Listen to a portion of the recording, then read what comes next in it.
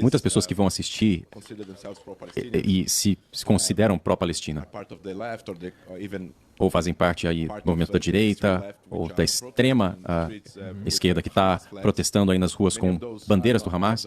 Muitos deles não são nem árabes, nem palestinos. Eles nem sabem o que está rolando. Exato, nem sabem o que está acontecendo, Nem sabem o que é a Palestina. provavelmente, ou o que é Gaza, né?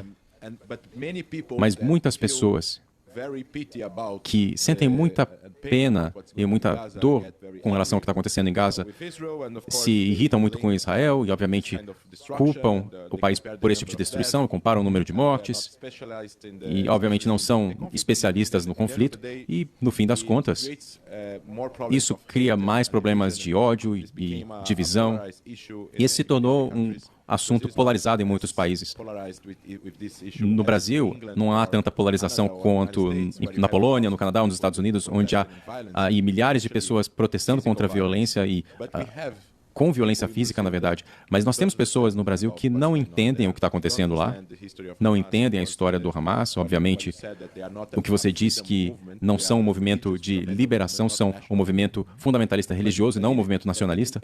Mas no fim das contas, a gente tem que tentar explicar, eu tento explicar o tempo todo, a diferença entre vários aspectos distintos do conflito. Dá para racionalizar quando você está numa multidão. Tá certo. Mas, pelo menos, eu posso falar com o presidente do Brasil, porque quando a gente pensa nessa posição de responsabilidade, você não é um cara que está lá na rua protestando, você vê as fotos na rede social, do protesto, de um fantasma iraniano criando uma conta de rede social e levando as pessoas à rua e o gado seguindo, né? Eles nem sabem quem é o chefe ali, quem está por trás dessas contas que levam as pessoas às ruas. Mas para o presidente, que tem serviço de inteligência sob sua responsabilidade, que tem todas as pessoas que pensam, tem todos os conselheiros, eles não podem ignorar o assunto. E quando eu falo ignorar o assunto, isso é baseado na declaração dele de comparar um Estado democrático que está se autodefendendo e um grupo terrorista selvagem e falar o grupo terrorista é violento e o Estado de Israel é violento. Como que você pode comparar esses dois casos? Um caso é uma democracia que quando eles vão à guerra, eles votaram como ministros do governo, o governo em si foi dissolvido e um governo de unidade foi criado com todos os partidos, esquerda, direita, centro, todos os líderes do país se reuniram, os veteranos, os filósofos, os pensadores. E eles esperaram antes de começar a guerra, ao passo que o Hamas tinha um plano secreto e eles começaram um genocídio. Não foi uma guerra em autodefesa para erradicar um grupo selvagem. Eles começaram uma guerra transformando a região num caos e o globo num caos, né? Então, com uma ideologia doentia, ao passo que Israel é um país bem constituído, com árabes, muçulmanos, judeus, hindus, budistas, cristãos, relação com pessoas muçulmanas, nações muçulmanas ou não.